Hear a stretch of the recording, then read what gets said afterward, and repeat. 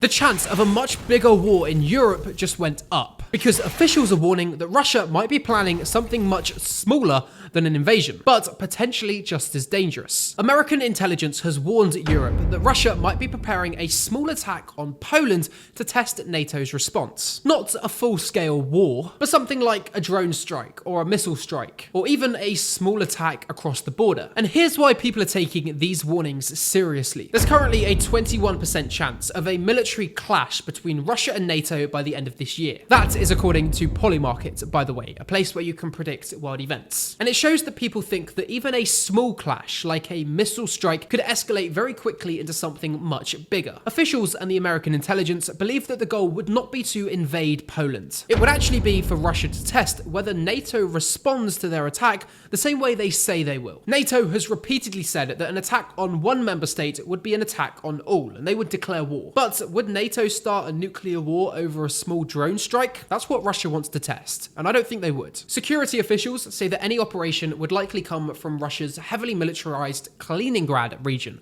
or possibly across the border from Belarus. But here's the important part. Western officials say that Russia does not have the military capability to take on NATO, especially during their war in Ukraine at the same time. But I still find it very unlikely that NATO would respond the way they say they will, and it's possible Russia will test that. But while nothing has happened yet, officials say they are watching this very closely and they are preparing for that Russian test. So we'll see what happens, but for some more global news like this, you can leave me a follow.